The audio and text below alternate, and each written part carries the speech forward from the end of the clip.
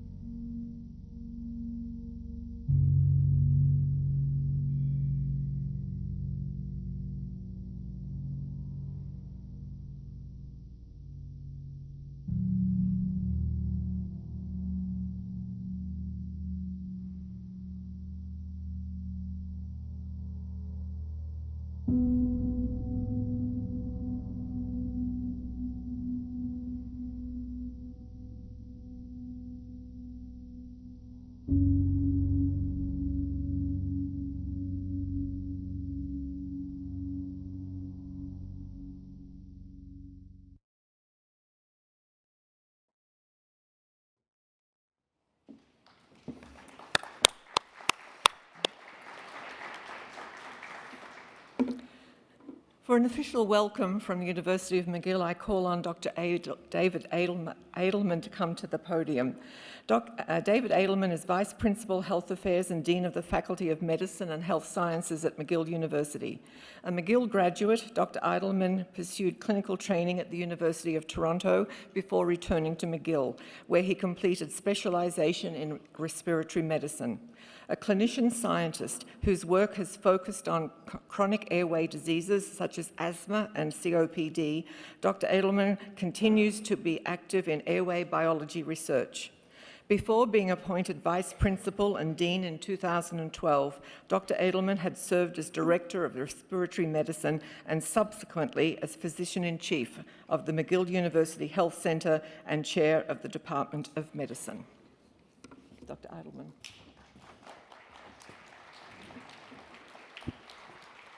Thank you. Thank you. Merci beaucoup. Bienvenue à tous et à toutes. Welcome everybody. C'est un honneur de m'adresser à vous aujourd'hui en personne à un congrès international, au Congrès international de soins palliatifs qui est riche d'une si longue histoire. And I've had the privilege as Dean to address this Congress on multiple occasions. This, unfortunately, will be my last one to address it as Dean, as my term is coming to an end. But it's very timely for me to be here because this year I've been leading a faculty-wide initiative, the theme of which is Our Words Matter, or Le Poids des Mots en français. This initiative was born of events and tensions that grew during the pandemic, but that I've known, have existed in healthcare and in educational other systems for some time in varying degrees. And what I'm referring to is a slow erosion of compassion, mutual respect, simple kindness, sometimes in the form of intolerance, discrimination, and racism, not always. Often it's just words we say, our tone, as well as the ways in which we do things. In his director's message online, Dr. Justin Sanders quotes Cicely Saunders, founder of St. Christopher's Hospice in Sydenham. "You matter because you are you, and you matter until the end of your life." It is an idea I know that McGill Palliative Care has embraced, beginning historically, of course, with Balfour Mount, but throughout its entire time as a leader in palliative care around the world. And it's on this point that our current areas of focus intersect. Each person matters regardless of their beliefs, culture, race, or gender, or where they are in life's journey, at the beginning or at the end. Every individual deserves the utmost compassion and respect, especially from the health professionals caring for them, from us, and also from each other as we work together to help our patients in the best ways possible. I would like to thank everyone here and online for their leadership in palliative care, for promoting these values, and for working to bridge this enormous need in our healthcare systems, which for too long has been eschewed, avoided out of fear, and for all other types of reasons. Your work is inspirational across health professions and around the world. And this conference is essential to ensuring that the momentum continues to grow to fulfill this need for patients and for people around the world, as well as to position palliative care as an evidence-based profession with a clear set of strategies and tools to help those with serious illness, dispelling the many misconceptions about what it really is. Ces dernières années, notre réseau de santé vit des pressions énormes, mais un principe ne change pas. La compassion et le respect sont au cœur de notre culture et de nos actions. It is imperative that the next generation of healthcare professionals, our students and our trainees, embrace the values of compassion and respect, never losing sight of their importance, together with the importance of considering the value of healing in our work, in addition to the relief of suffering. My hope is that I may succeed in some humble way in planting seeds to reinforce these values in our faculty, complementary to your efforts around the world. I'd like to take this opportunity in closing to extend my congratulations and deep thanks to the Executive Committee of the 23rd McGill International Congress on Palliative Care, the many speakers, the panelists, and those who've led the reflections, the several organizations supporting it, the Congress co-chairs, Dr. Sanders and Dr. Bernard Lapointe, and all of you who are here who return to each Congress to share new knowledge and practices and keep the momentum going. Je sais que d'énormes efforts ont été déployés pour nous réunir de nouveau en personne.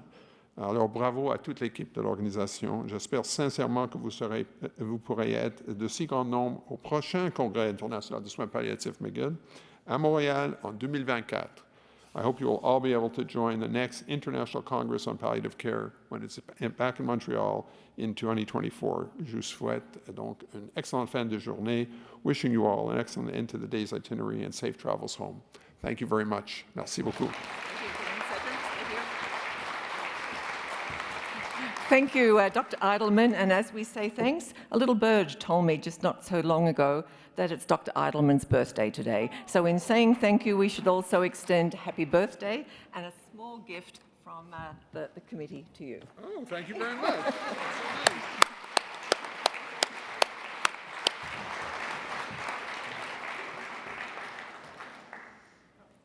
And if anyone else in the audience is having a happy birthday today, happy birthday to you as well. I now call to the podium Dr. Luca Morin. Luca Morin is a pharmacoepidemiologist. He obtained his PhD from the Aging Research Center at Karolinska Institute in 2019. He is now working as a researcher in the clinical investigation unit of a large university hospital in Besançon, France. In addition, Lucas works at the Department of Medical Epidemiology and Biostatistics as an affiliated postdoctoral researcher. His research interests are focused on geriatric pharmacoepidemiology and causal inference methods. He uses routinely collected administrative and healthcare data to evaluate the effectiveness and safety of drug treatments among older patients with complex health problems, for instance, in the context of chronic multimorbidity, polypharmacy, or limited life expectancy. Welcome, Dr. Morin.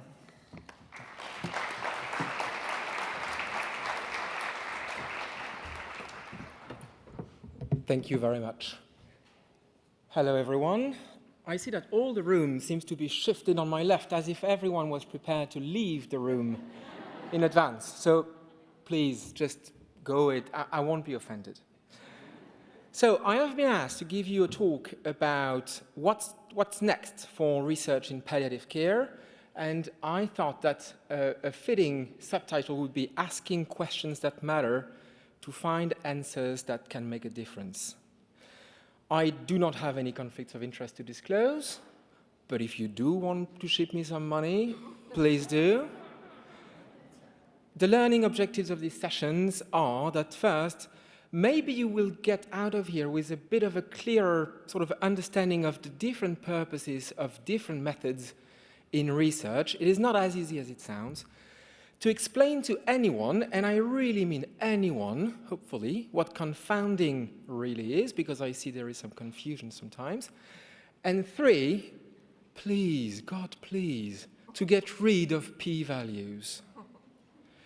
The MMed competencies, I have no idea what it is, and I have no interest in knowing what it is. I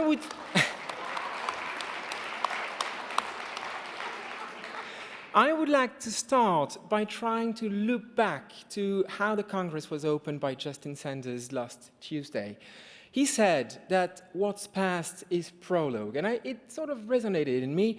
And the meaning of this is that everything I'm going to be talking about today only makes sense in the context of what's happened. So we are, as the idiom goes, standing on the shoulder of those who have preceded us. But it's more than that. It's that everything that we will use now to find a direction for the next decades or so, maybe the next 20 years, we have to think about it in the context of what's already been done, what's already been found, what's already been discovered, what's been confirmed, what has been not confirmed, and to try to, for example, not repeat ourselves too much, to not go in the directions that have not been found to be fruitful before, and to maybe persist a little more when things seem to be sort of glittering at the surface and we just haven't had the energy, the resources, or just the courage to dig in before. So asking questions that matter to find answers that can make a difference, and that's going to be the red thread for me right now. I think to do that, we need 4 different profiles of researchers in the next decade or so. We need cartographers. We need detectives, we'll need oracles, and finally, we'll need those who I call accountants. I know it sounds a bit cryptic. This is on purpose, and I hope it's going to be less cryptic when I'm done. So, cartographers, the idea of these researchers, and you will say that they are both quantitativists, but also people doing qualitative research, is that their goal is to map out things, to give us a better understanding, sort of to shed light on what's around us. So basically, their goal is to describe and sometimes to synthesize the world that is around us to make it more visible or understandable. The map is not the territory. The map is an abstraction that we use to find our direction in a sometimes otherwise fuzzy territory. So a map cannot be as detailed as the territory it's representing because that's not the point. The point is to take a step back. A very simple example of that is all the research that has been done on places of death. And that has been, especially in quantitative data sciences, the sort of starting point of a lot of work that has been done in Europe and in Northern America since the late, let's say, 80s, is to try to understand where people die, where they don't, and whether or not the place people die in correspond roughly to the places where we as healthcare professionals are to take care of them. So a very simple question is, have places of death changed over time? In the US, yes, they have, very much so. And these can be explained, summarized, synthesized in these type of graphs. It doesn't tell us anything about how Jean-Pierre, Monique, or Jamila died at home, because that's not the point. The point is just to give a broad picture. We also have done a lot of research these past few years, especially with the advent of big data, and I will get back to what big data is, about everything that we call the aggressiveness of care, especially in cancer care at the end of life. So you've got the Beckelman study published in the JAMA in 2016, trying to understand whether in different countries we are providing more care that we could deem a little bit too much, too late. We've done the same in France, showing that, for example, roughly 1 out of 5 people dying from advanced or metastatic bad prognosis cancer died with chemotherapy, IV chemotherapy, in the last months of life. Or trying, and that's been a huge work done by our colleagues in Belgium, trying to see whether we could apply some quality indicators to see whether different regions seem to be doing better than others in terms of providing the right care to the right people. Another example is the work done by John Tino about trying to understand whether the senseless use of feeding tubes among people dying with dementia in nursing homes has been declining or not. The answer is yes, it has. And again, you can see that in a very simple way. Again, it doesn't really tell us anything about each individual patient who died or didn't die with feeding tubes. Maybe some needed it and didn't receive it. Maybe some received it still and they didn't need it. But I will get back to that. Drug prescribing in the last months of life has been a big part of my work, trying to understand whether, as death approaches among older people with serious illness, so anticipatable end-of-life situations, whether the number of drugs, the sort of therapeutic burden that we impose on patients was declining or not. And it really wasn't. That's the proportion of people on the left receiving at least 10 different medications a day, month by month, from 1 year to 1 month before dying. And long story short, most of these medications are not for the purpose of relieving symptoms. It's for the purpose of avoiding long-term chronic illnesses that these people obviously never experienced. Another big task that has been undertook the past decade here is to try to understand how we spend money on people who are about to die, and especially how we spend healthcare-related money. And that's a huge work that has been done by French and all, published in Health Affairs in 2017, if I'm not wrong, showing that contrary to what we think, healthcare expenditures at the end of life are not driven by salvage therapy, last resort therapy. Most of it is simply spent on trying to provide cure treatments, symptomatic treatments as well, to people who are very sick. If we spend more and more as people approach the end of life, it's not because we are nuts, not only, it's mostly because people before dying get sicker and sicker. More recently, and I think that's more original, so again, it's in the spirit of mapping out what's going on, some researchers in Denmark made very interesting use of the huge data they have access to try to understand what's the network, the family network of people who die.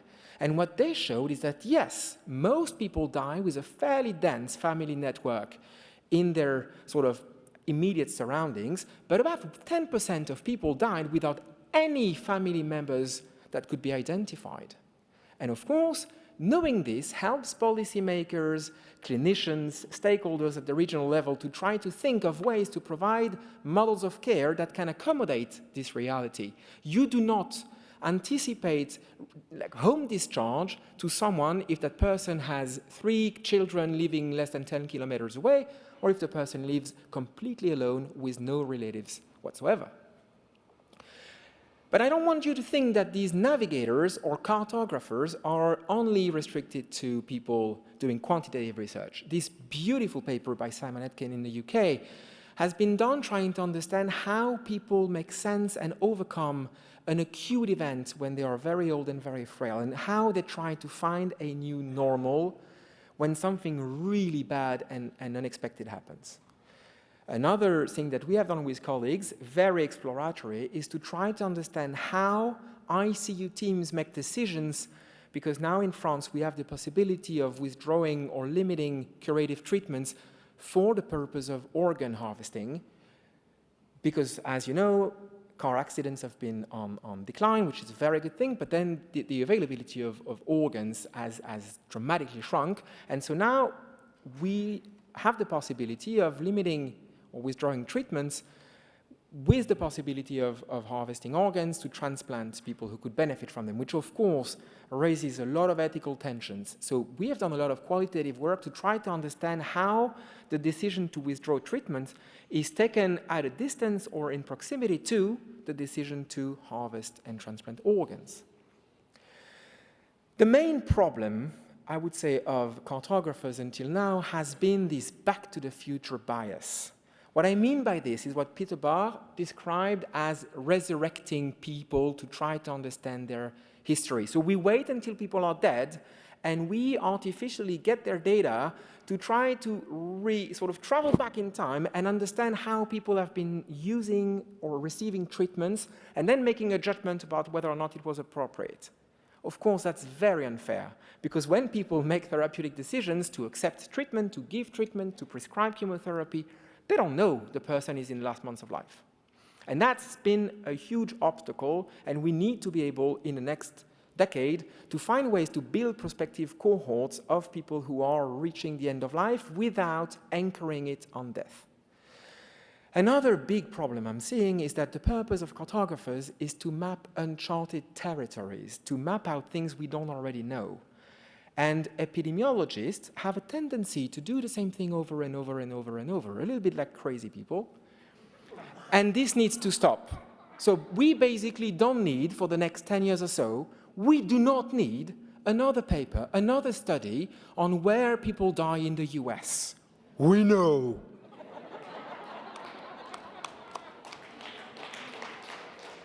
The second category is what I call the detectives. So when I say detectives, what I mean is people who will get their hands dirty to try to understand the nuts and bolts of what's happening. So we don't only need to know what is happening, we also need to know why what is happening is happening. So one very good example of this in qualitative research is this paper from Hilde Brudding in the Netherlands, where she said, well, we know very well that people are receiving too much chemo at the end of life. We don't really know why. We don't know why physicians are prescribing a treatment that they say will not help. And we also don't know why patients are asking or accepting treatments that they know will not help. And so she has been going on interviewing people to try to understand this apparent paradox, which is actually not that much of a paradox. What she showed with qualitative methods is that physicians, oncologists, and patients are in a circle of mutual reinforcement whereby doctors don't want to give the feeling that they're abandoning their patients. The patient sees it as a reason to hope. The physician says, well, if the patient is hoping, I'm not going to abandon now. The patient says, if he's not abandoning now, I'm certainly not going to say no. So it seems simple, but getting there actually took a lot of work. Another very recent work that has been done by Melissa Westerman, I don't know if she's here, is to try to see whether this trend in an increase in home death is such a good thing after all. Yes, most people, I'm not sick, I'm not at the end of life, I don't have palliative care needs that I know of, and I think I would prefer to die at home. But we also know that dying at home can be miserable. If you don't have anyone to be at home with, if you don't have a home, if you have a home that sucks, well, the end of life is going to suck. So this is something, we have a map, we know where people die, and then we try to dig in and say, is it a good thing? When is it a good thing? Why are people in France, we've been saying for 30 years, people die in hospital too much. 60% of people die in hospitals. It's too much. But it's not changing. Why? Another thing is, people have been conducting trials trying to understand, for example, if after the death of someone in the ICU, it's a good thing to send relatives a condolence letter. The trial says it reduces PTSD, it reduces suicide attempts, it seems to work. But the qualitative part of the study showed that people actually were very ambiguous. They said, yes, overall it was pretty good. We felt like it was a human connection. We felt like, we counted for something. But it was also extremely tough when we received that letter. We received it too soon. It sort of increased a certain number of bad feelings. So it was the only thing I could hold on to. So it was overall pretty good. But maybe it could be done differently. Again, mapping, investigating. Another beautiful paper, if you try to teach students how to write a good qualitative paper that makes sense, that is one that is very good. It's Linda Brom who tried to understand why, although everyone agrees shared decision-making is good, no one is really doing it. And the main reason, she says, is that we don't really know what shared decision-making is. Patients don't understand shared decision the same way doctors do. Again, beautiful study.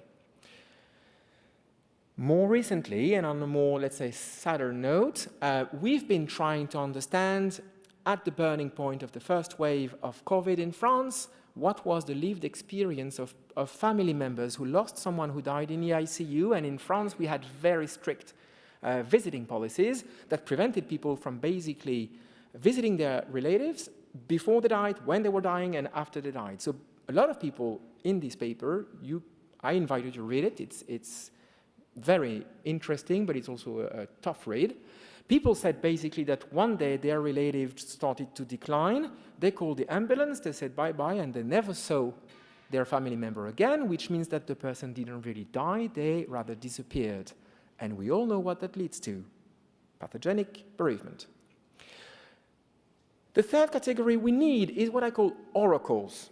Maybe that's not very clear, so this is like a fortune teller. We need people who will help us forecast what's going to happen. A very powerful movement now is the use of machine learning techniques, very fancy words. What it means is that, and Catherine Courtwright yesterday made a beautiful presentation. If you were not at the session, I really encourage you to watch the replay on the Congress website. It was an amazing session.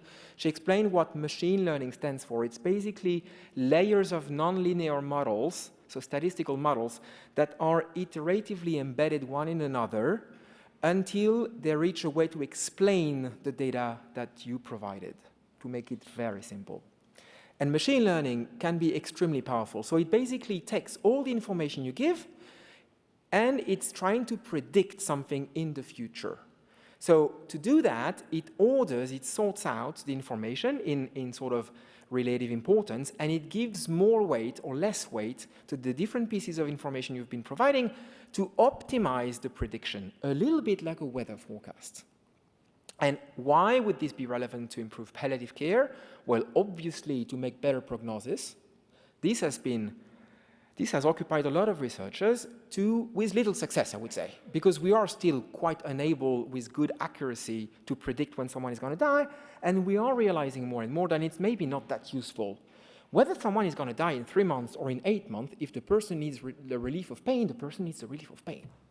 You don't really care if the person is going to die in 6 months or 5 months or 4 months. If the person needs to have social workers at home, they need social workers at home. If the person needs to be admitted in a palliative care unit for refractory symptoms, prognosis matters little. What you need to know if the patient needs what you can provide. But something that could be more useful in certain specialties, I think of cardiology, nephrology, oncology, is to anticipate complications. For example, can we use machine learning to anticipate patients who will have severe complications to late disease immunotherapy? Can we anticipate people who are admitted to the palliative care unit and that we will not be able to discharge home, or that will not be able to discharge after a reasonable time? To delineate risk groups, and I will explain what it means, and also to refine target populations. So prognosis, you know this. We had a very interesting presentation of a life expectancy calculator yesterday. Again, watch the session if you haven't seen it. But Catherine Courtwright also showed how, using EHR and machine learning techniques, you could actually harness data to try to pinpoint the patients that would be the most likely to benefit from a certain interventions because they are at the highest risk of experiencing some bad outcomes. Another study done by Daniel Stowe in England has been to use trajectories of physical frailty to see people who would need to be admitted to a nursing home, but would probably not be able to do so and would need some reinforcement of home care at the end of life. And I know my time has come. I will try to make it quick. Machine learning also includes things that have to do with what we call natural language processing. What this means is reviewing huge amounts of text with a fine-tooth comb to try to extract relevant information from texts that were not generated by computers but by humans. And Charlotte Lindvall is one in Harvard at Dana-Farber Institute, is leading the charge on this, trying to use computers to make sense of thousands and thousands and thousands of medical records to try to see, for example, if people have had a goals of care discussion. What we were told yesterday is that computers go on average 18,000 times faster than medical residents to review files. The problem of this is that computers can just calculate. If you provide it with garbage data, you will get garbage. This is called garbage in, garbage out. So a rule of thumb is that if you are sitting on a pile of local data, small size, but you know what's in it, thumbs up.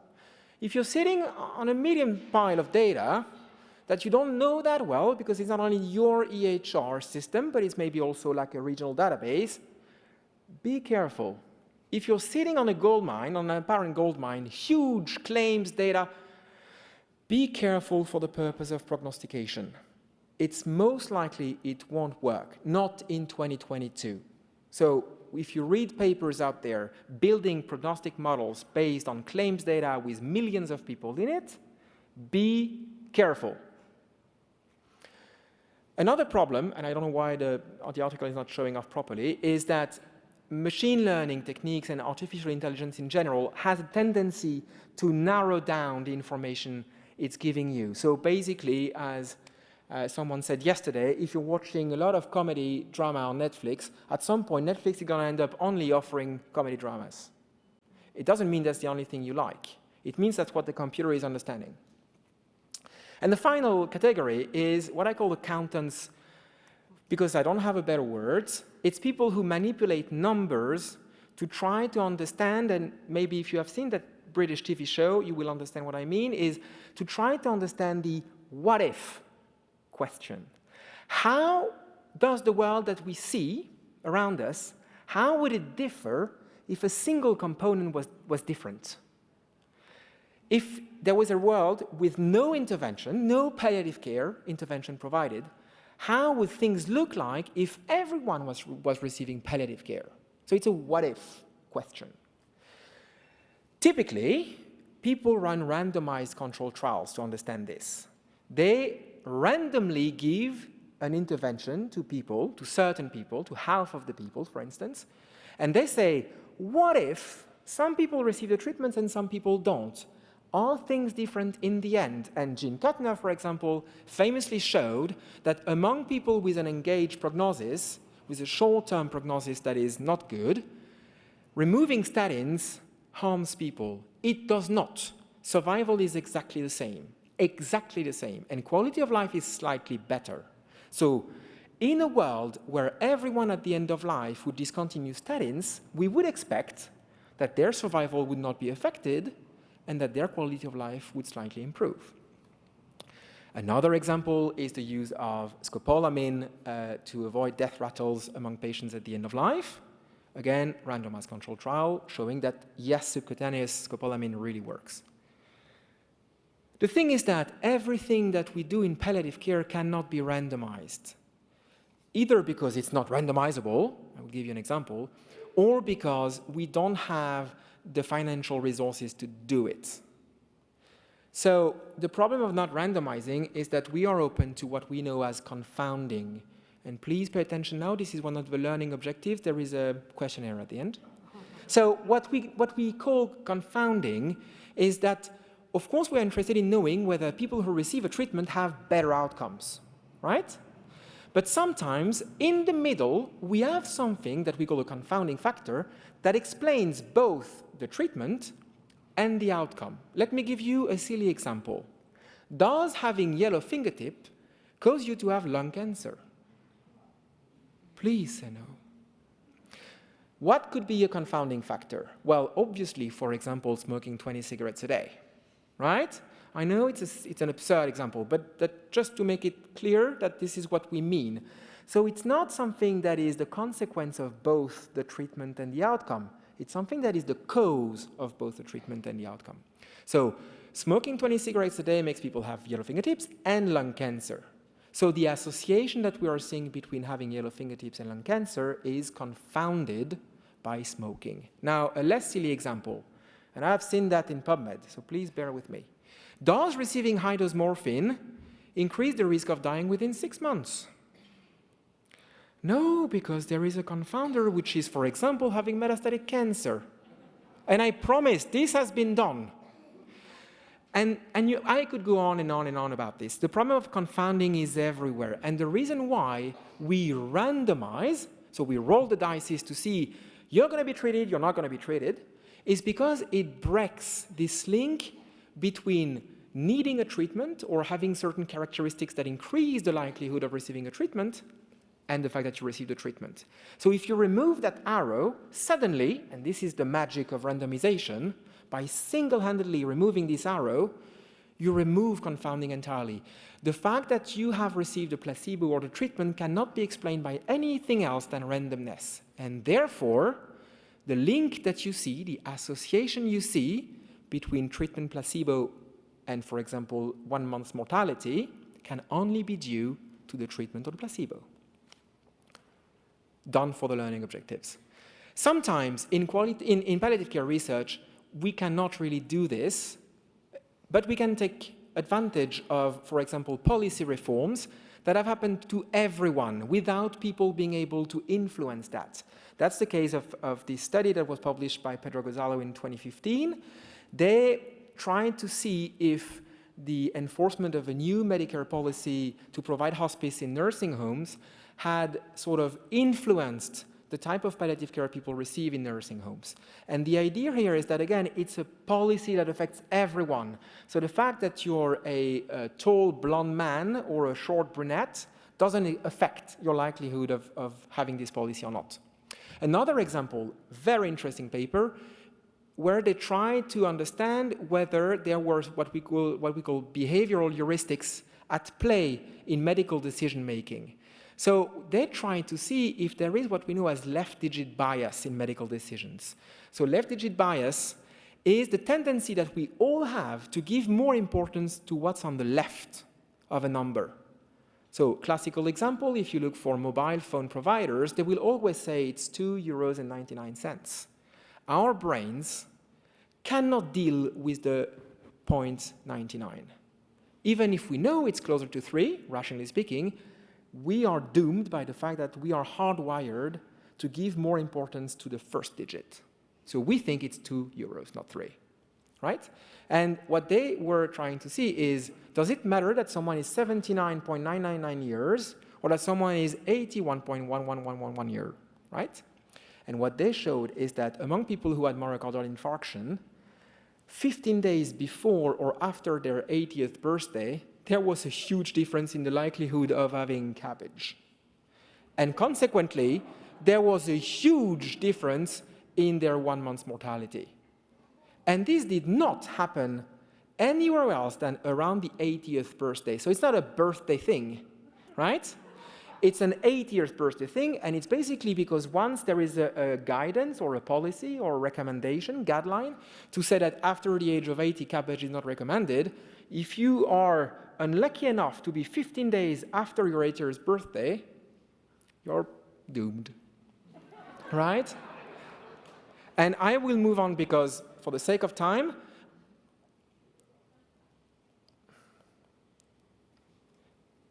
but this is basically just another example. Another example would be bereavement. It would be very ethically difficult to conduct a randomized trial where you divide people in 2 groups and say to one group, we're going to kill your spouse now to see if bereavement actually harms you, right? So the thing is that using Scandinavian data, we have been able to show that with appropriate methods, bereavement leads to a 60% increase in all-cause mortality in the year that follows spousal loss, that it increases the likelihood of having an acute stroke by almost 70%, a hip fracture by 34%, an acute renal failure by 50%. I won't go on and on and on, but pretty much every adverse outcome we looked at was increased a lot. So, all of that to say is that we need these better techniques to try to do randomized trials when we can and to use observational data when we cannot randomize. Things we really don't need anymore. We do not, and I insist on this, we do not need more systematic reviews. Please bear with me. Since 2018, in 4 years' time, we have had 1,772 systematic reviews published in palliative care. This makes no sense. It means that we are not able to cope with the summary of information and that most reviews end up saying the information that we use for this systematic review was very poor and we cannot reach a sensible conclusion. So for the love of God, invest your resource, invest your time, invest your energy in conducting high-quality primary studies rather than skimming through PubMed to do yet another systematic review. What we also don't need is more p-values. P-values are mostly, in 99% of the cases, misused. If you want to know more about this, read this very simple paper by Sander Greenland. It's open access about what it means, a p-value, and what it doesn't mean. Basically, my advice is, if you don't understand that the p-value is the probability that the test statistics you used would have been at least as large as you see if every model assumption was correct, including the test hypothesis. If that makes no sense to you, and it shouldn't, refrain from using p-values. Do not report a statistic you cannot explain. I repeat, if you are unable, as most people are, I am a statistician by training, it is difficult for me to make a simple, plain sentence in English with a p-value in it, because every time I have to think really hard what it is and what it is not. So if you are not able to make a sentence to say what 0.04 is, don't use it. In most cases, you don't need it. Again, if all of this is cryptic, simply skip it. Yesterday, I think Eduardo Brera gave a very good advice. Don't try to be the cook. Focus on knowing what you want on the menu and hire a cook. So don't do your statistics yourself with SPSS. Hire someone to do it for you, or even better, outsource it. Now, two things I think we need to do now. We need to move upstream, and it's time to separate palliative care from end-of-life care. What we also need is randomized controlled trials that are big enough so that we can actually draw good conclusions from them. We have huge promises from these so-called platform trials, such as REMAP-CAP and Recovery for COVID. So platform trials are a way to pull together a lot of centers and to have trials that will test different treatments sequentially. If you don't know what it is, again, watch yesterday's session. But the thing is, don't forget that the randomized trial, as good as it is, can only answer this question. On average, does palliative care improve the well-being and the quality of life of patients with serious illness?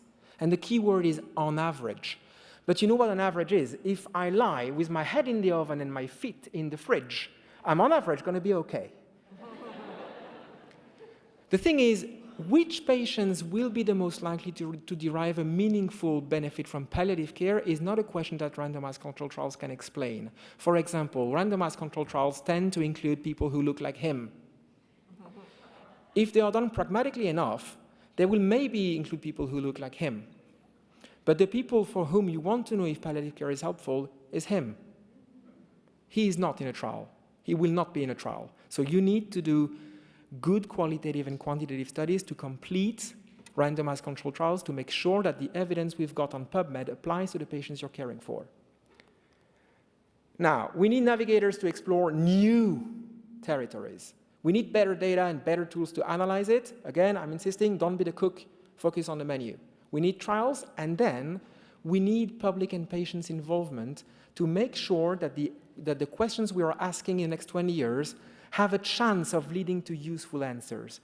And to that, we need to remember that, yes, palliative care is about suffering and questions related to how we can alleviate suffering, but palliative care is also, and maybe first and foremost, about healing. And if we don't ask good questions about how palliative care can help heal people and communities, we won't find answers that push us forward.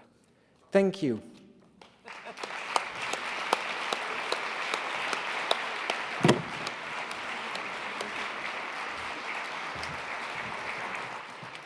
Thank you. Thank you very much, Dr. Morin. You certainly invited us to ask questions that matter, and you've pointed us in directions where we can find some very important answers. So thank you very much for that. Great talk. It is my absolute pleasure to introduce our next speaker. Cory Andrew Labreque is Associate Professor of Bioethics and Theological Ethics and the inaugural Chair of Educational Leadership in the Ethics of Life at the Faculty of Theology and Religious Studies at Université Laval in Quebec City, where he is Vice Dean and Director of Graduate Programs in Theology. He previously served as the Raymond F. Shinazi Scholar in Bioethics and Religious Thought, Director of Catholic Studies, and the Director of Graduate Programs in Bioethics at Emory University in Atlanta. Cory earned a BSc in Anatomy and Cell Biology, an MA in Religious Studies with specialization in bioethics, and a PhD in Religious Ethics at McGill.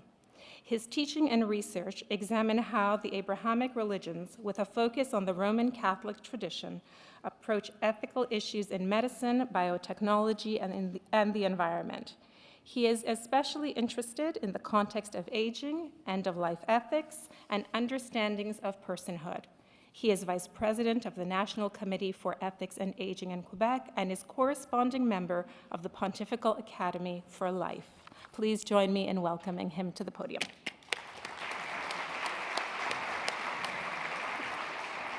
Thank you, Bessie. You heard the word theology a few times in there, so people are starting to freak out, I can imagine. I'm going to take us on a completely different route, which is probably reflective also of my own academic trajectory. So as you heard, I did start in anatomy and cell biology, and I had my degree from McGill. I have my degree from McGill, and I was expected to go toward medicine. But a long story short, my grandmother, with whom I was very, very close, who had moved very quickly through Alzheimer's disease, moved into the home. Right? She had lost autonomy and was with us, and that was a traumatic time for me. And I stopped going to class and doing exams and all that stuff. And very, very quickly, a supervisor from the School of Medicine called me aside and said, "Cory, what's happening? You were here on the list, and now you're down here. I see that you've missed a number of exams. What's happening?" So I explained to him about my grandmother, which I didn't want to bring up at all as a scapegoat. And he said very clearly, "Cory, you should know more than others. You've done biology of aging, et cetera, that she's no longer really your grandmother." Now, I don't think he said that to be malicious. I think he said that to reorient me, because the doors were being closed, right, in terms of admissions to medicine. But I took that to heart, and I knew that I wasn't going to be talking about who she is with a neurodegenerative disease, for instance, or what a person is, and so on and so forth, in my biochemistry and physiology classes. And so I started to take electives in ethics and theology and religious studies and so on and so forth, until I was called in again by that same supervisor who said, "Are you kidding? When I see electives on your report card, on your transcript, theology," and his eyebrows were so low on his head that they were practically on his chin. Right? And he said, "Electives for us are more physiology, more cytochemistry, and so on and so forth." And he said, "Maybe your heart's no longer here." And I said, "You're absolutely right." And I quickly finished the degree and went into religious studies and theology, and refused to relinquish my training in medicine, refused to relinquish my training in theology, and bound the two in the field of bioethics. I have no conflicts to declare.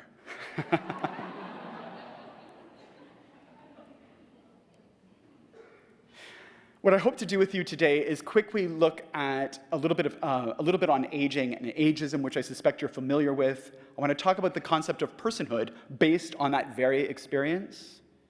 And then I want to talk about vulnerability in a very different way that you have seen, I suspect, and how it kind of binds into notions of accompaniment and the ars moriendi, or the ancient art of dying, all in 23 minutes. I think I can skip that, I think, now that I've learned. My expertise, is that arrogant? My interests are in end-of-life ethics. I'm interested in these kinds of things, right? And I teach on these kinds of things. Medical aid in dying, as you can imagine, palliative sedation, things that you've seen in your own trajectories, in your own practices. Questions around assisted nutrition and hydration, advanced directives, autonomy, decision-making, dependence and caregiving, personhood, which is really my thing, if I can say that. Questions around religion and meaning-making, especially at the end of life. But also biotech innovation to support older persons, or things like companion robots and all that great stuff. And sometimes I look at this list and I wonder why on earth students take classes with me, because not all of these are joyful topics, you know? I always start with the context because I think it's important for us as healers, as teachers, and so on and so forth, to understand the world in which we live and practice, because we often don't stop and pause to reflect on the impact of that. You know full well, right, that between 2036 and 2041, seniors will make up, 25% of Canadians.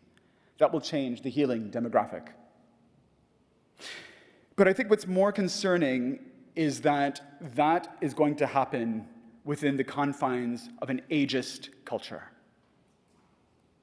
Ageism reflects a deep-seated uneasiness on the part of the young and the middle-aged, a personal revulsion to and distaste for growing old, disease, and disability.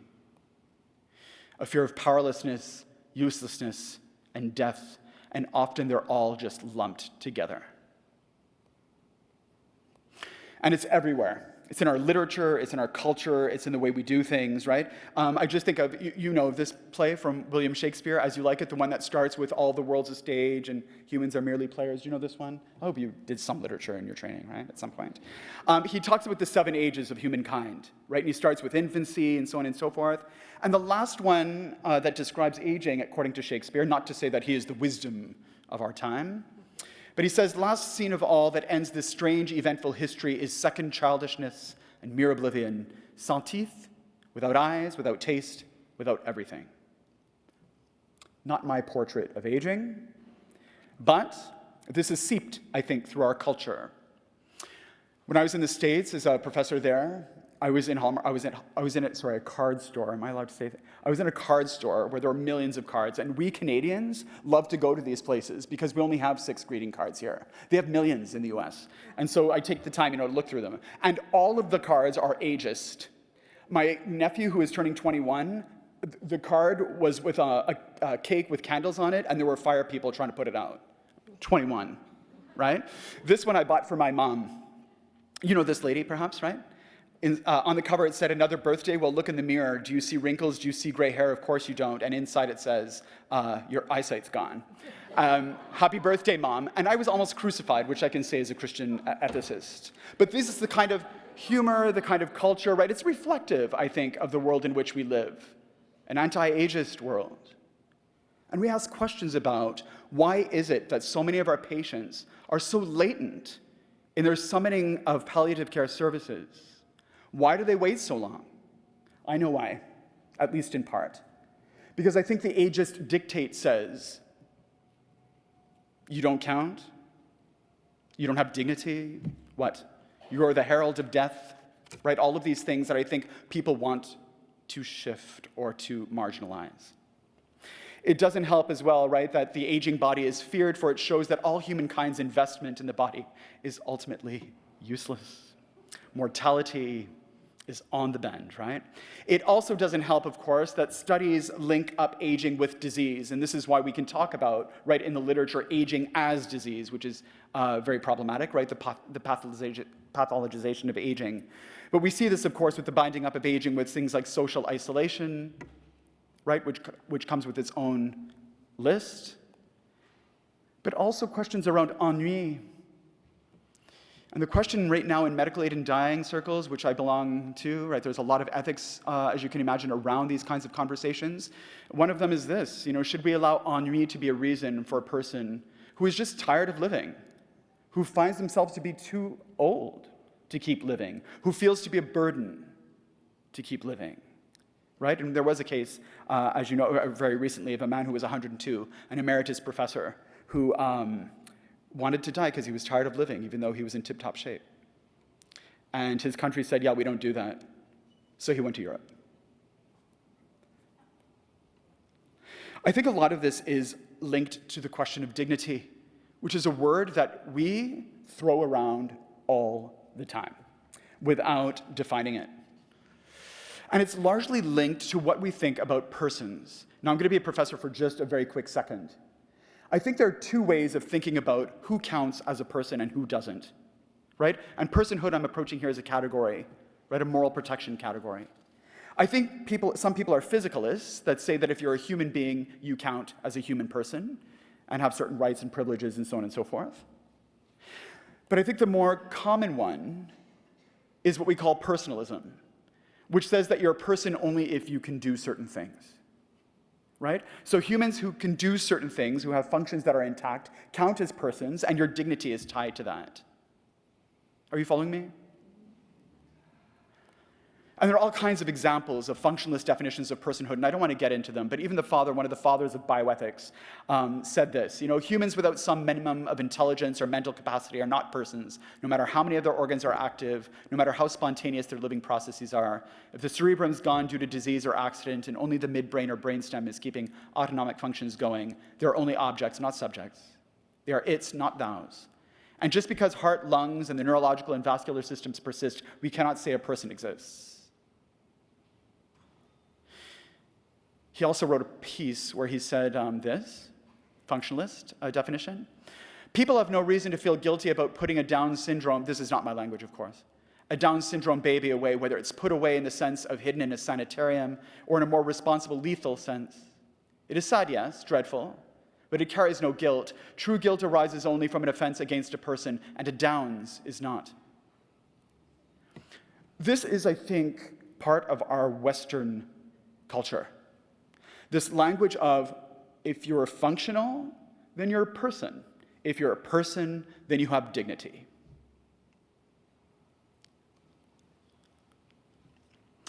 As a number of my colleagues have done over the days of this Congress, I too am going to look back in order to look forward, diving here into the roots of palliative care, but as a theological bioethicist whose interest is in religion and medicine. I won't pray with you in case there is some, I could do that with you after if that's to your concern. Let me start here with a quick note on a word that we often use in our context, and I'm talking about the palliative care context, vulnerability.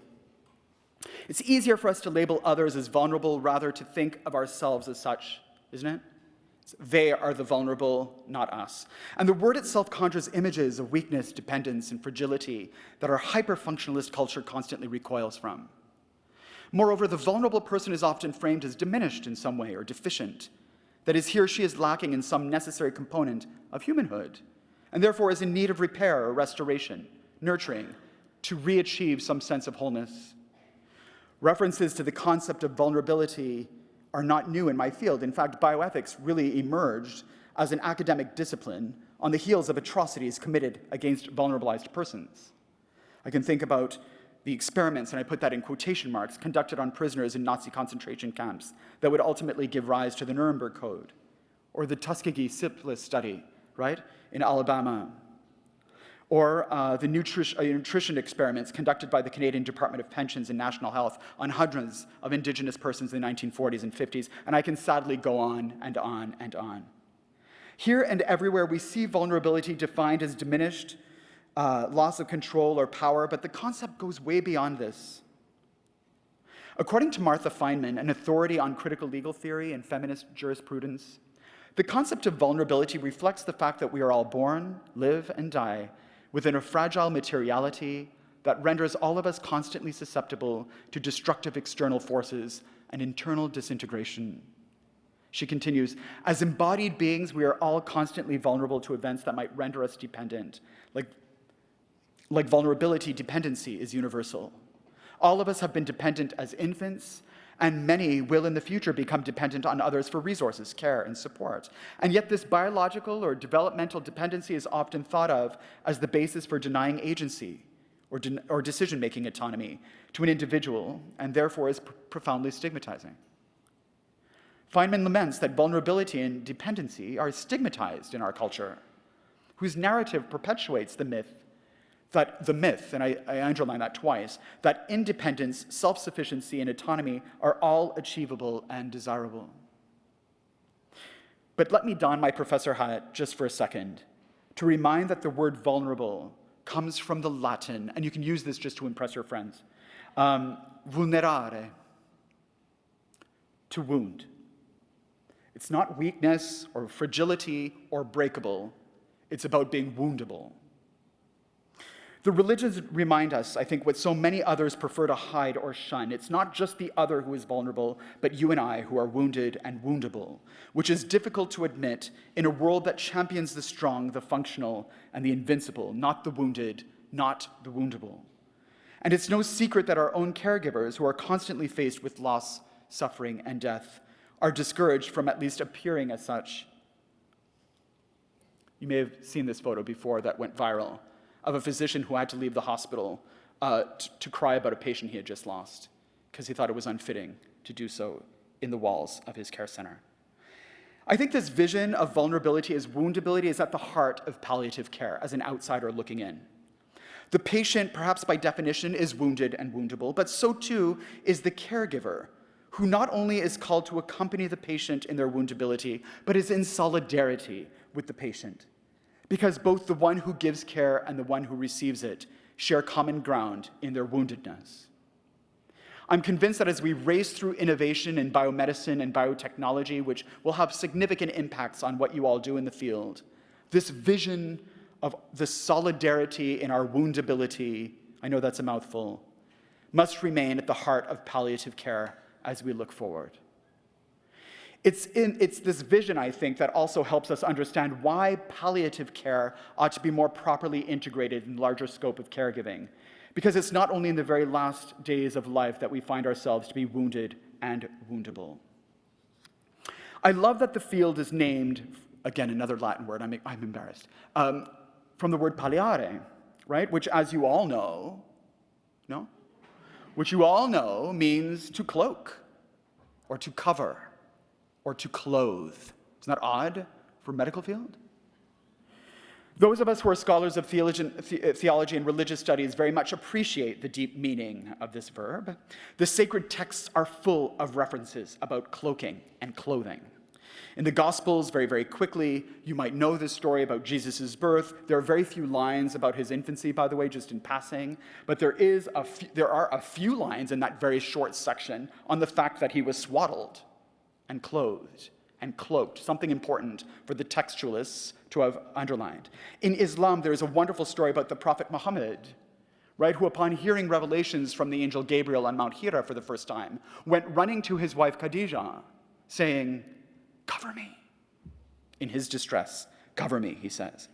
I remember being in an Orthodox Christian church and a woman going up for confession, a time when the faithful are in a truly vulnerable and delicate state when they share with the priest a part of themselves, that's broken and in need of healing. And the priest at once lifted his long robes and covered her as she whispered to him all that she wanted to be free from. This act of covering, of cloaking, of clothing, of the hurt, of the anguished, of those in despair, of the exhausted, of the fragile, is so natural, I think, to many of us, isn't it? How many times have I physically wrapped myself around one of my children after they've fallen? An automatic response, I think, on my part, even before reaching for a bandage, which is probably more useful. How many times did I lift a blanket onto a loved one in a hospital bed, even though it wasn't cool in the room, just because that seems like what we should be doing? I think the image, the active covering of cloaking, is such a perfect one for palliative care. It reminds that those who are in need of covering, of being clothed, are those who have first been stripped.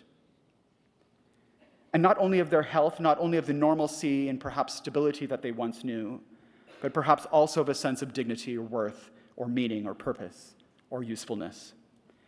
I think the palliare of palliative care, the cloaking that is the work of palliative care, is best understood by a Southern expression I heard time and again in the hospitals when I was professor and head of bioethics at Emory in Atlanta. I got you. Right? You know, I can't do the accent. I feel it's discriminatory. That was the refrain of nurses, doctors, aides, chaplains, people who cleaned the hospitals, who were at the welcoming desk. I got you, they would say, which is what cloaking, it's what palliare is all about. I got you.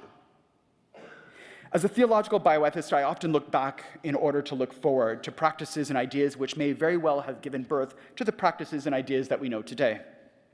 As an example, I present you here with the ars moriendi, the ancient art of dying. You will have heard about the Black Death, right? The great bubonic plague peaking around 1350 of the Common Era that decimated Europe, parts of North Africa and Asia. Some have estimated that 30 to 60% of the population was wiped out. Moving around infected towns with piles of cadavers left, right, and center is not an exaggeration of the times. Look here at this painting, created in the shadow of the plague that now hangs in the Galleria Regionale di Palazzo Abatellis in Palermo in Italy. It's called The Triumph of Death. The fear was not so much of death at the time, the great equalizer. Everyone knew it was coming at some point. The fear was dying alone, unaccompanied, unprepared for, not just in terms of worldly affairs, but more importantly, for what lay between the veil of this world and the next. The fear was dying without someone at the bedside saying, I got you. The plague was indiscriminate. Everyone was susceptible, the poor and the rich, but also the religious, right? The clerics, the priests, the nuns, the deacons, the ones who normally tended to the dying, the healers. They were also dying, often because they chose to stay, to accompany those who were infected, knowing that they too would be. Not long after the plague, the church produced two texts, an instruction manual, as it were, to help people die well, and to help the laity, people who were not clergy and did not have clergy to tend to them, accompany each other in their suffering and dying. The texts would later be called the ars moriendi, the art of dying, and would be translated into multiple languages and circulated widely. And the whole spirit behind these texts is what we've just been speaking about. We are wounded and woundable, living alongside the wounded and woundable, and we are called to cloak, to clothe, and to cover, to be present to one another, because that's what it means to be, or that's what it ought to mean to be part of the human family. Your mandate in palliative care is ancient.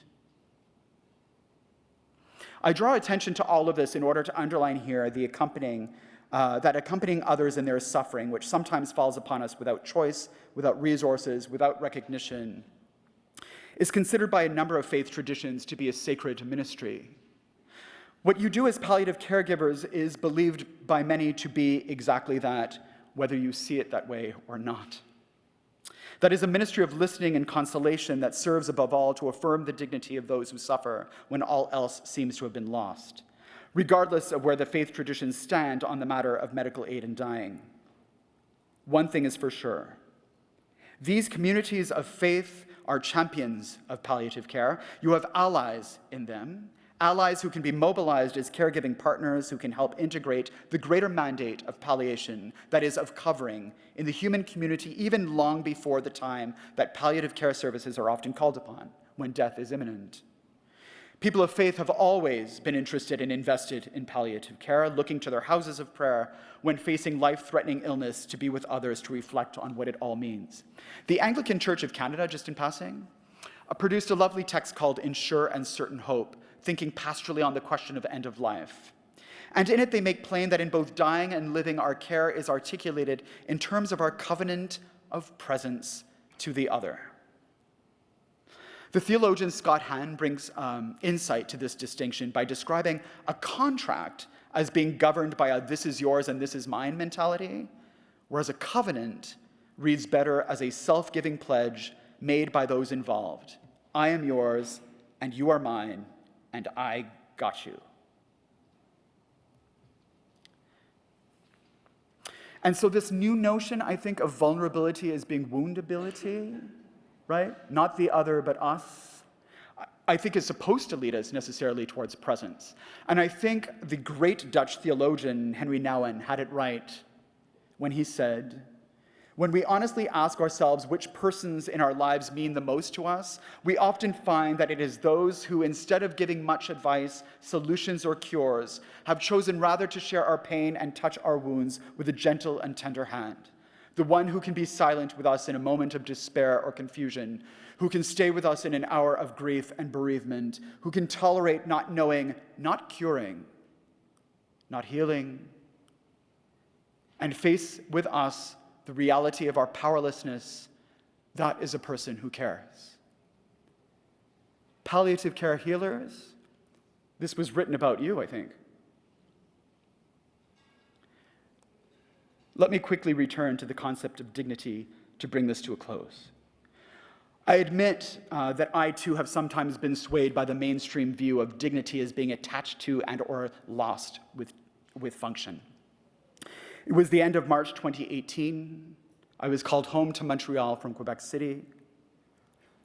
My mom, who had terminal cancer that had spread quickly to the liver, had moved quite suddenly into active dying, almost as if overnight. I had just spoken to her on the phone, and all seemed fine. After a number of days, she slipped into a coma. We had home care at the time, and the CLSC, a community health center here in Quebec, for those of you who know our system, had sent a palliative care physician and a palliative care nurse to help us. As my daughter was celebrating her 3rd birthday with her grandparents on my wife's side, just down the street, I was at the bedside of my mom watching her slip away. Clearly, at the end of things, there was a knock on the door. It was the home health aide, Chantal. She said she had come to wash my mom. You know this? You know this stuff? Through many tears, I told her that I didn't want to waste her precious time because it looked like my mom was going to pass away at any moment. And I remember that Chantal took my hand and said, "I've heard that you are a highly educated guy." So she must have Googled me, I guess. I don't know how that worked out. In all honesty, she said, I barely finished high school, but one thing that I know and one thing that is important to me is that even the smallest things that I do, like washing, help me show my respect for the dignity, and that's the word she used, for the dignity of the people I care for, even to their last breath. So could I, she asked for my permission. Could I wash your mom, she asked, even if she's dying? And she did. I consider myself really well-read in end-of-life ethics. I'm actually considered to be, at least in my own tradition, an expert. I'm counseled to the Vatican on these kinds of issues. But that is my enduring image of what palliative care is. The washing. Of what the palliare, or cloaking of palliative care is. Of what healing means in the absence of curing. Our shared vulnerability, our woundability, our dependency means that inevitably each of us will have our turn to be on the receiving end of care, and hopefully will be supported by those who have freely chosen to be ministers of a covenant of presence like Chantal. And I want to end here by thanking those of you who have chosen to be said ministers in some capacity of healing. I'm not a healthcare provider. So I'm very comfortable here speaking on behalf of those to whom you have cared for and those whom you will care for. A deep and heartfelt thank you, the words seem like such an understatement, to all of you who have and with so much risk chosen to stay awake and be present, to our patients and loved ones in the shadow of these long months and years of the pandemic. To all of you who have had a hand in this sacred ministry of presence, whether you see it that way or not. To those of you who nurse, wash, feed, accompany, tend to, and care for others, who have struggled, as we still do, to meet the challenges of keeping hospitals and other caregiving facilities open amid such precarity. To you who have worked tirelessly to exhaustion, perhaps even to retirement, pouring hours into your care, precious hours away from your family, at the risk of your own health, in fear of so much uncertainty, in the face of so much suffering and loss, yes, even when some patients and or loved ones, pushed to the brink by the pandemic that has constantly chipped away at our normalcy, have been less than kind in word and action to you. And you still, wearied and broken, chose to stay awake and to be present.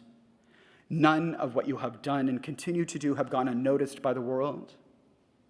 however slow we have been to express our gratitude for the gift that you have been. I'm reminded here of the healers, often people of faith, during the Black Plague, who knew full well that choosing to stay and care for those who were dying of the plague might ultimately cost them their lives. Why did they continue to do it? Perhaps the same reason that you do.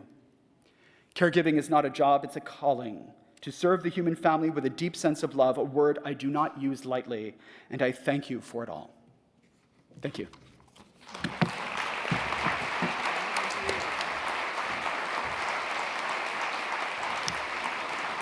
Thank you very much, Cory.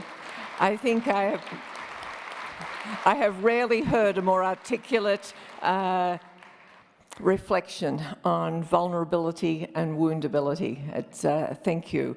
And I love the concept of palliare and the cloaking. And I think as we all slip under the covers tonight, after a very thoughtful week of presentations, I think it is our own way to palliate for ourselves, to cloak ourselves in the wisdom and the memories of this incredible week.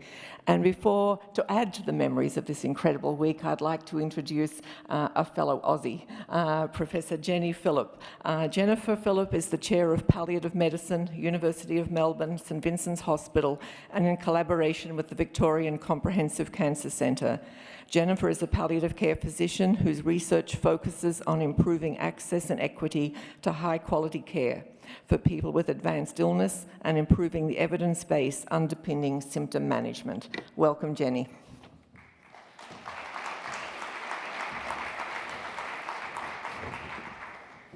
Thank you, Suzanne, and what a joy it is to be here in Montreal. My really warm thanks to the organising team who've brought together this incredible conference and who have really weathered the storm over the last 2 years in order to do so. I can only imagine what that's been like. And to be here in person, how great. So thank you. I'm actually presenting as a replacement. My dear colleague Anna Collins, who was originally scheduled to present, was unable to come today. So I'm here and delighted to be so. I am changing the tenor a little now, and I hope that you'll travel with me on this. So my topic is thinking about the future, and I wanted to posit that maybe that future in palliative care is in implementation science, and I hope I can make that case. I have the conflicts of interest listed here, and I'm also taking the liberty to share with you photos from a camping trip earlier in the year, partly to pretty up my slides and also just to show you a bit of Australia.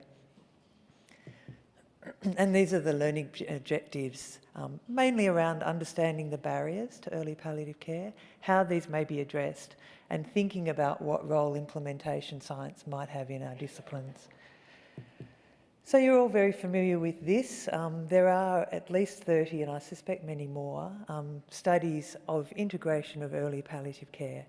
They're very heterogeneous in their approach across a range of countries, a range of diagnoses, settings, a range of definitions of early, including from prenatal through to diagnosis of incurability, different models, different primary outcomes, but broadly they, despite the heterogeneity, point to patient benefits, as you're well aware, family benefits, as has been talked about a lot during the conference, and also health service benefits, including less use of acute care at the end of life and less cost. So this is a good thing, and we should be doing it, and yet we know we're not. This is from some data from Victoria in Australia, where we examined the care of people in the last year of life and up until their death from cancer. And these were all cancer deaths in Victoria, of which there are a bit over 10,000. And we compared this, we had some historical data that we had been interrogating in the past of slightly different cancer types, so specifically lung, prostate and breast. But these people had died of cancer in the years prior to the profusion or proliferation of early palliative care studies. So we're interested to see if we had changed over time. And you can see that, we're doing pretty well. Most people with cancer, 2/3, will access palliative care. This is using it hospital-based data, so this is hospital-based palliative care, either unit or consultation, will access palliative care before they die, and that's up from 54% historically. But you can see we're not doing very well in the timing of this. Previously it was a median of 25 days before death, now it's down to 20. It's pretty hard to realise some of those benefits in 20 days. If we think of perhaps maybe at least 3 months before end of life might be a reasonable thing, you can see that just 10% of people are accessing palliative care more than 3 months before death. And a number of people are only having their first access to palliative care in the last hospital admission, which concluded with their death. So, we have this thing that we think is good, we know is good, and yet we're not doing it. And so what are the barriers to this? And I'd like to sort of summarise these as uncertainties around when we should be referring, who we should refer, why would we, given we know how hard it is for people to refer, and then how should we be actually doing this. So just going through these, again using some of those large data sets. When? Well, at least 3 months before death seems to result in some of the benefits that have been suggested, some of the less acute care at the end of life, based on David Hui's data. From data from the UK, where they looked at the likelihood of dying at home as the outcome, and compared the timing of referral to achieving this outcome compared to just when the people were referred in the last week of life. And you can see from 2 to 7 weeks before death, there's almost 3 times likelihood of dying at home. If it's even longer than 8 weeks, then that goes up to 3.5 times likelihood of dying at home. So probably, some longer is better. We don't really know how long. What about who? And again, this is from David Hui, but developed consensus guidelines on who should be referred to palliative care in oncology illnesses. And this is what the international experts came up with as their consensus of who. So when people had severe symptoms or existential suffering, a request for a hastened death, specific or need for assistance with decision making, specific disease complications as listed there, and within 3 months of a cancer diagnosis, which would confer a median survival of 12 months or less. What about why? And we've spoken quite a bit about this why over the weeks, and this comes very much to the deeply held cultural concerns and perceptions and misperceptions that we know of. So this is from some qualitative data from Anna, and also from a study in lung cancer that we did. So patients say or believe that palliative care means the end. You have it at the very end, the last few hours. They don't consider it necessarily specialised care. It's just a bed in a hospital, it's very basic. And a physician saying it would mean changing the mindset to prioritise palliative care at the highest level, like chemotherapy or radiotherapy. So palliative care is not up there amongst those. Palliative care challenges hope. So I think a lot of the other therapies and medicines that they use, it's offering hope, whereas palliative care is not hope. And clinicians say, I'll destroy hope. Patients will think I'm giving up if I bring it up. And then there's this interesting magical thinking about this. If I don't say the word, maybe it won't happen. So palliative care means you're dying, and if I don't say it, then it might not happen. So it's sort of quite a, I guess, as I said, a magical thing. What about how? Well, we know that early palliative care needs to be and look a bit different. We need to think about our models of palliative care, and perhaps we can't really manage this all in the community, and perhaps we can't really manage this, obviously, all in inpatient care. The outpatient clinic really represents the main setting where this is going to be possible. Requires relatively fewer resources than delivery in the other settings. It can serve a large number of patients. It can be delivered alongside usual care, so it's culturally aligned with having treatment. People are coming in and out of the hospital already. And outpatient care fosters the trust between the providers and as the patient moves between. So in response, I would suggest that if we are to do this, we need to dream up new models. We need to embed it in usual care, embed it in seamless, trusted relationships, be consistent with what usual care looks like, so in the outpatient clinic or in co-rounding, to introduce it at a regular point, just make it available, part of the high quality best approach to care. And we talk about the activities and goals of palliative care before we necessarily mention the name. So making the value explicit before we necessarily say palliative care. And this is really coming from data that we've undertaken with interviewing patients with COPD who say, you know, when you offer them the activities of palliative care, they're up for it, they really want that. But it was the name that frightened them off. So I just want to take a sideways step and talk a little bit about implementation, because implementation is what you do when you have all these studies of effectiveness and you need to make the next step. So implementation science is the study of methods and strategies that facilitate the uptake of evidence and research into practice. It bridges the gap between what we know and what we do. And it's very much a system-based approach to address the barriers and encourage the facilitators to enhance care and to enhance uptake of your intervention.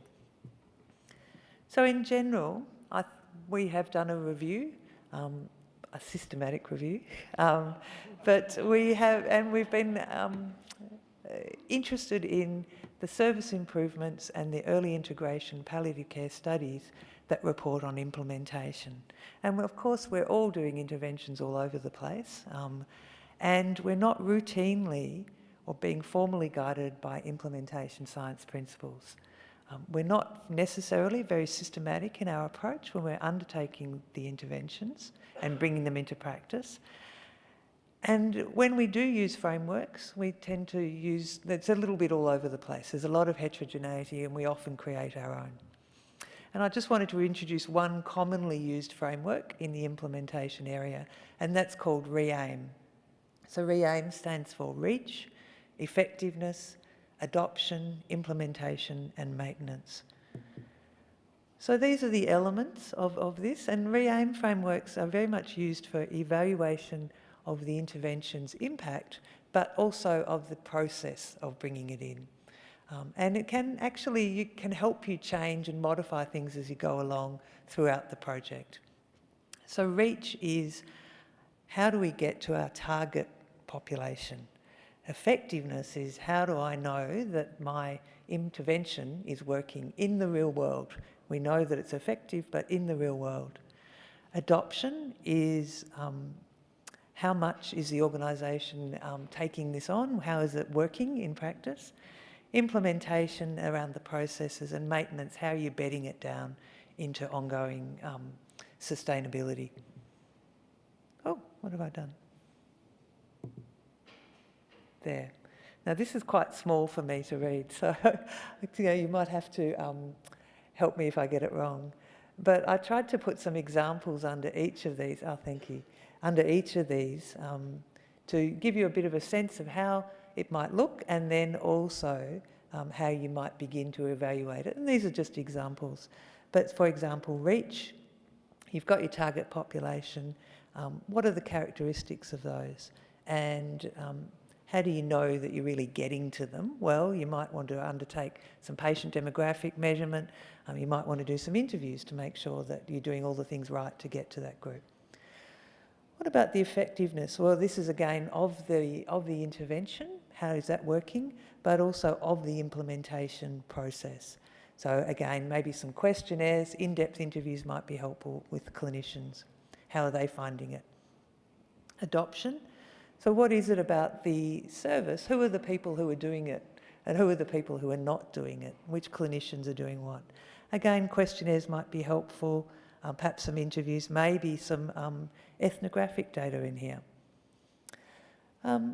And then implementation, again, is it being put into practice in the way that you should? If you've designed this intervention, is it being delivered in the way that you hoped? And that means that if it's effective or not effective, then you may well be able to understand that a bit more. And again, similar measures that you can do with this. And finally, maintenance.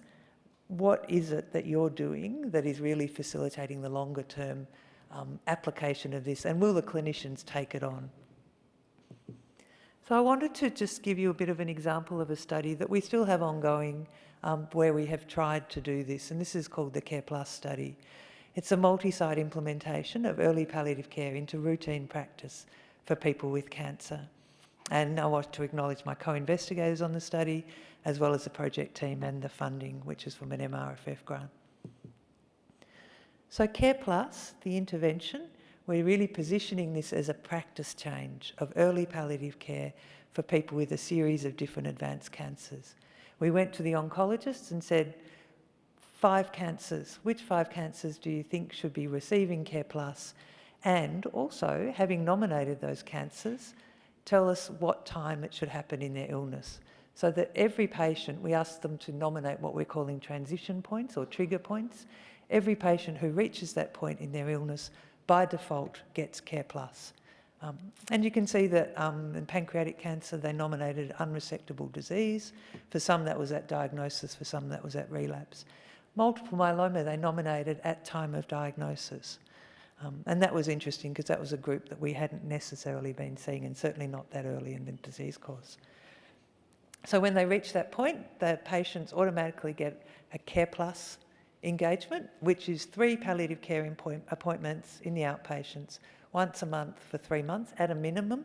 We're considering that the dose, and this happens alongside usual care. They also have a GP case conference to sort of sort out who's doing what.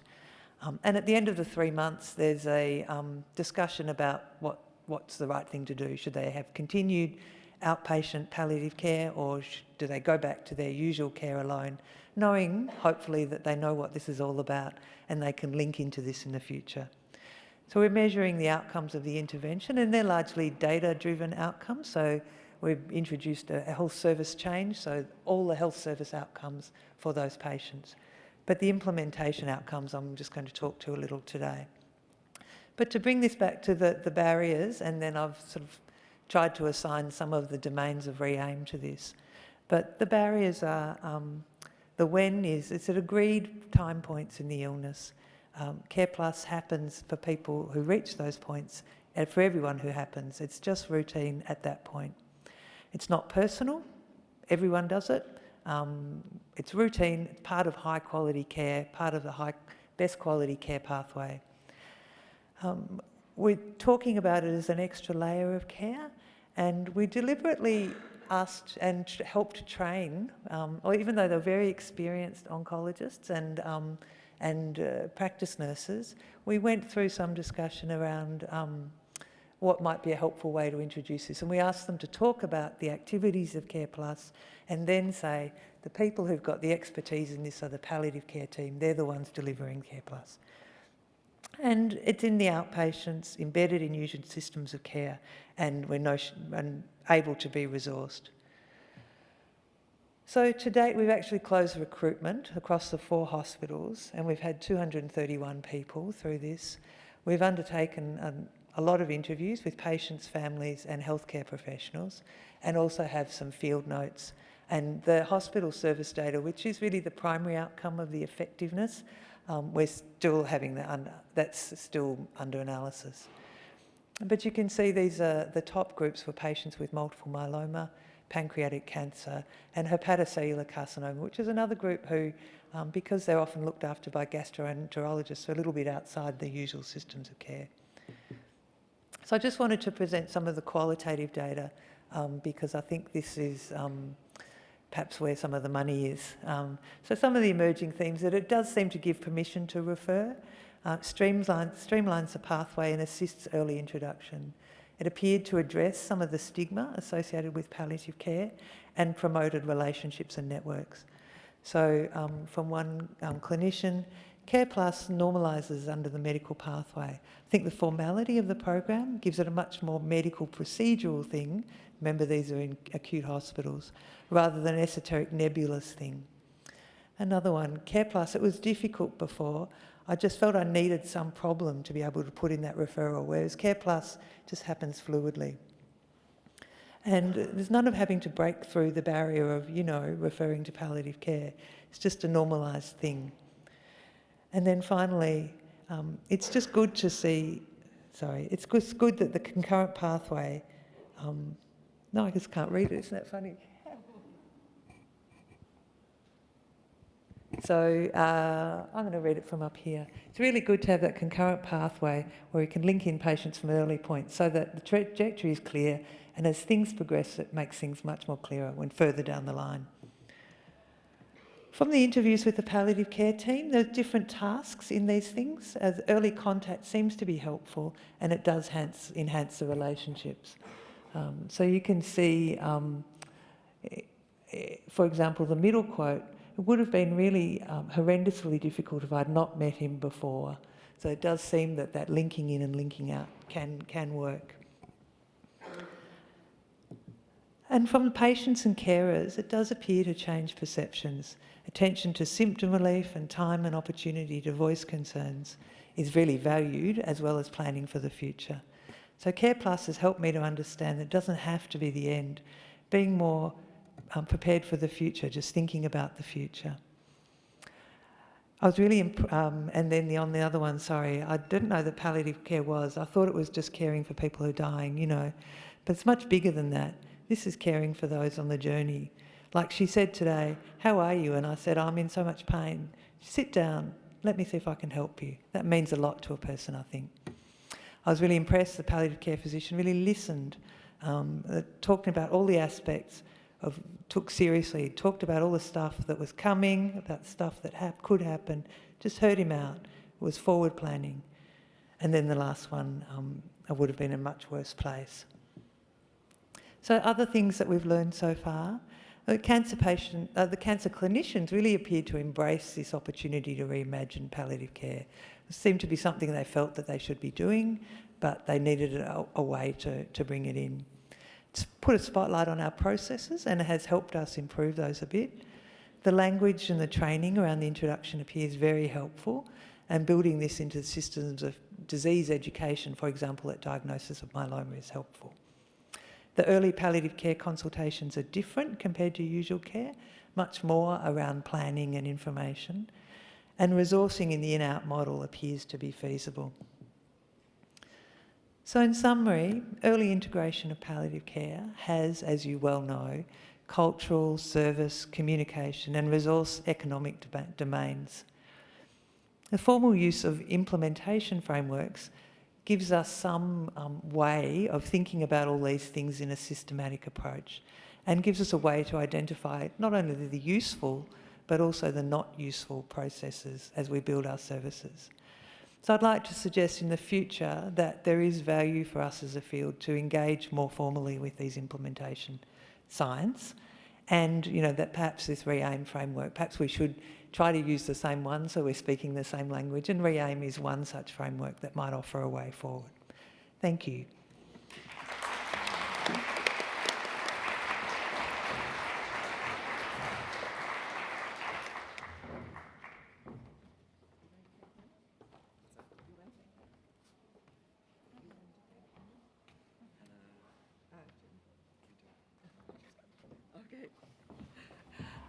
We're just fighting over who's going to thank you, Jenny.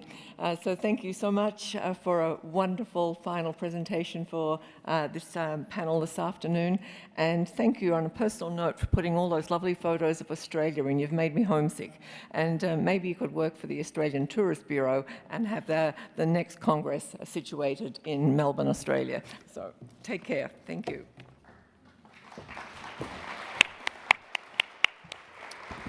Just as a PSA, the next Congress will be here in Montreal, but we can all go visit Australia together.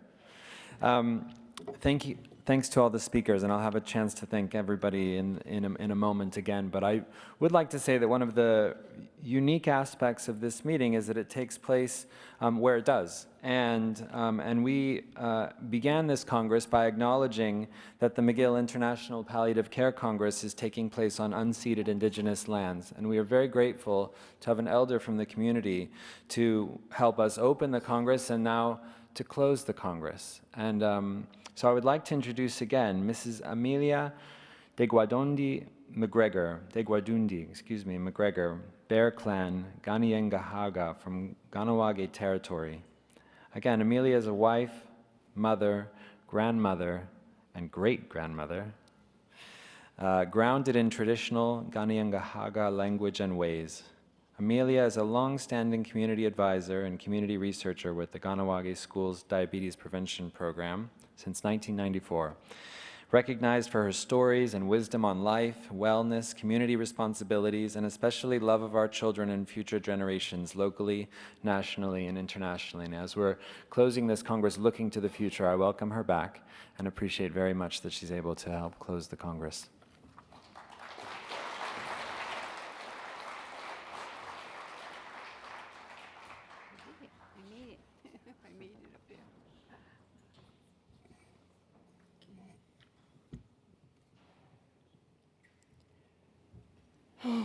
Okay, that was something else, eh? Okay, just like to acknowledge everyone who's here. Watunu watkeno radu swakweko kas watskoto. Ayaka hewe ona da amsakana hotu ga jat kungi stumha ya agwano hesne ko nene de wana dosne ahandu kari wadekwa asika renuha oni jogte di jumta hu aide wa we yara ke.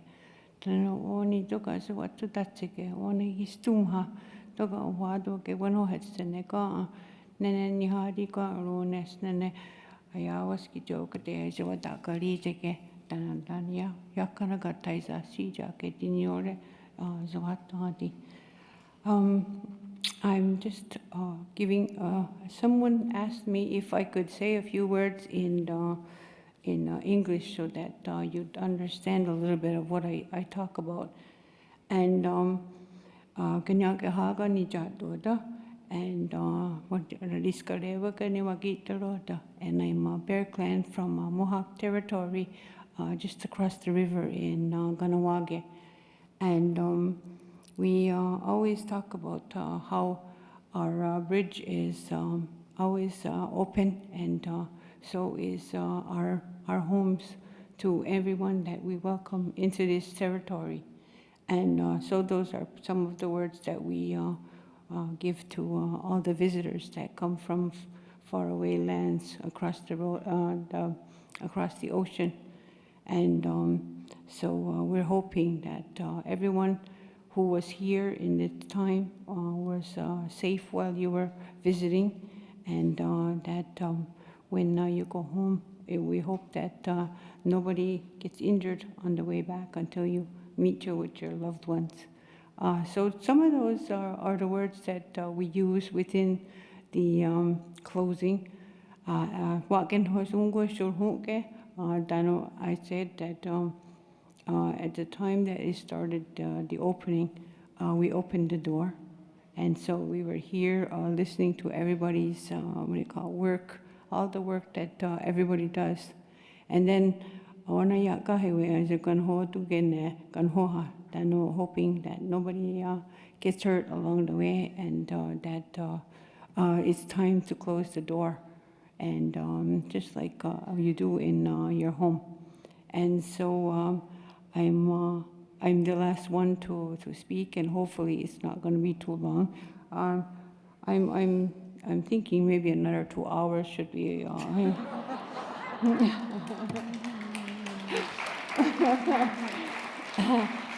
And that's anybody who knows me knows I have a sense of humor, so you have to put up with that. And a gentleman was here when we came back from scouting the area out there, and he was asking if he would be able to take pictures of me, and he was asking me how old I was, and so I explained to him I'm 7 years old when I feel like it, and I'm 4 years old when I feel like it, because we have grandchildren, and we're lucky enough to still be here, to have great-grandchildren, and to be married for over 50 years, and some of those times were rough, and we're hoping that we're still going to survive the next 50 years. And so we're starting to get a little bit more used to each other now, so we might make it. And so to be 74 years old and to be here to talk about some of the things that we went through. And my mother was diabetic, and she was not 60 years old when she passed away. So she only had a little bit of time with our 4-year-old, our youngest daughter. And so I celebrate every day. I celebrate every day I go somewhere and on her behalf, so that I always let her know, Mom, I'm doing my best to stay okay, and I'm hoping that we get to see our great-grandchildren, and that's exactly what we're doing. So again, it's been an honor to be asked to come here and do the opening and the closing, and I hope we didn't give you too much trouble while we were here. And because you never know what we do. And so anyway, what kunumurado sa wakweko de watinurado onin iti nista hayuhonzade dinori waskat sinja gwego jakotkawa. I give honor and responsibilities to thank Mother Earth for all that she provides for us.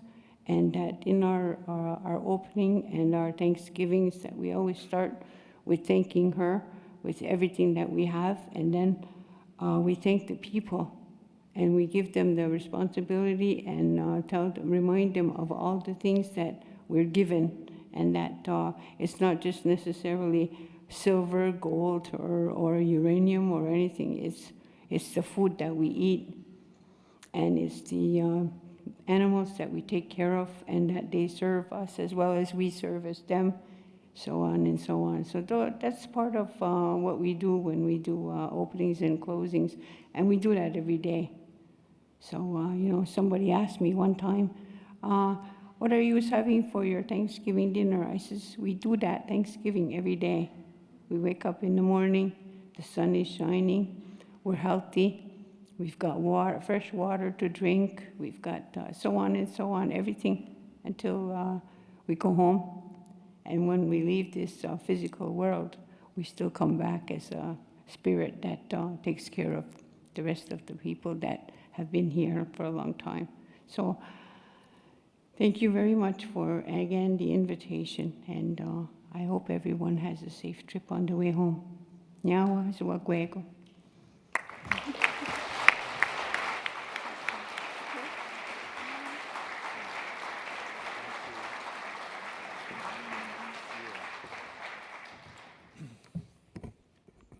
Thank you so much. And thank you to our fantastic plenary speakers this evening. They were the last in a truly extraordinary and inspirational lineup of speakers. I had the pleasure, along with my colleague, of welcoming you to this Congress.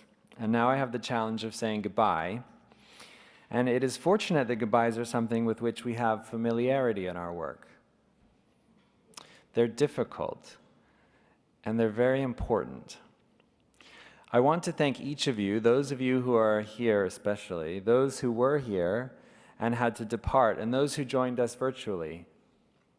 We have witnessed so many extraordinary presentations in the last 3 days. I had more than a few moments where I considered the fantastical possibility of being able to see all of the presentations through my own eyes and through yours. And we were all faced with some very difficult choices about how to spend our time, which I suppose is a marker of a wonderful program, Bernard, that you've been working on very hard. Our hope is to archive and to share as much of this Congress and its presentations, inclusive of posters, as possible, because I know it's not possible to see everything. And you will hear more from us about that. I want you to know that because of these choices, some audiences were smaller than others, and this is a really difficult reality of attending and presenting at a Congress. And I was reminded last evening of the words of Dame Cicely Saunders, which have been repeated again today, that you matter and you matter in the end. And I just want to say that your work matters. And it matters in the end to so many people. Each of you contributes to the relief of suffering and to the promotion of healing in the lives of those for whom we care, families, caregivers, patients, each other. Certainly I feel cared for having been in your company for the last few days. It's been a tremendous gift to me and to so many that you have chosen to attend in these very difficult times, at the end of these difficult times, to share your experiences, your research, your questions. So thank you so much. I would like to thank one more time our sponsors for making this possible.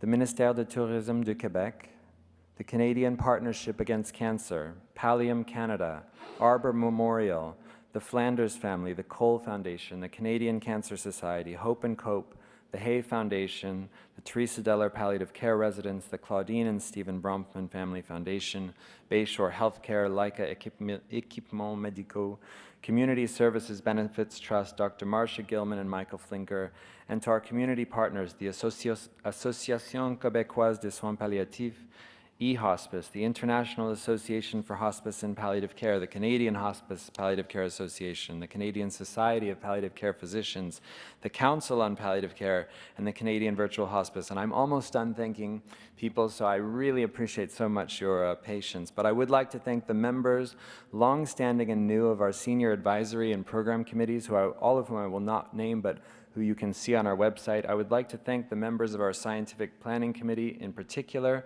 Hitesh Banabai, Bessie Bitsas, Manny Borad, Linda Krellinston, Vincent Dagenet-Boulet, Elle Flanders, Zelda Freitas, Naomi Goloff, Suzanne O'Brien, Devin Phillips, Kim Widger, and David Kenneth Wright.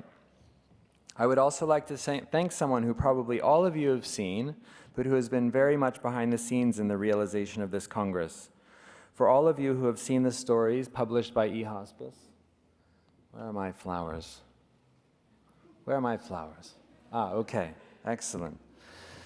The fantastic interviews of our plenary speakers. She has had a hand in every aspect of planning this Congress.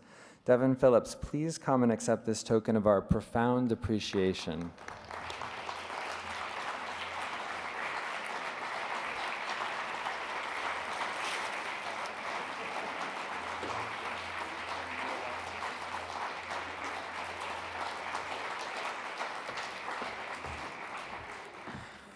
And finally, please permit me to thank someone very, very important to this Congress.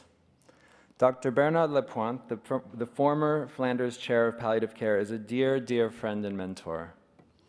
Bernard recently retired from his clinical and administrative duties, and while I wish it were otherwise, this will, unless we can do some magic, be his last Congress as chair or co-chair. We should let him go. He deserves his retirement. But he has given so much to this Congress, to our field, and I am really, truly forever indebted to him for his support through the process of bringing this Congress to light and to life, which was no easy task, as he knows. So thank you, and please come and accept a small gift from us.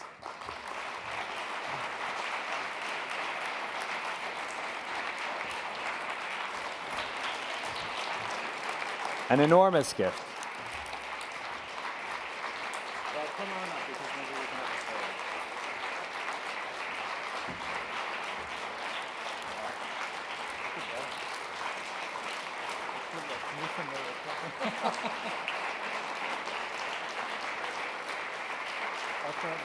Attendez 2 petites secondes, je vais enlever mon masque. Ah, un autre avec... Sans masque, sans ça serait masque. mieux. Okay. Merci.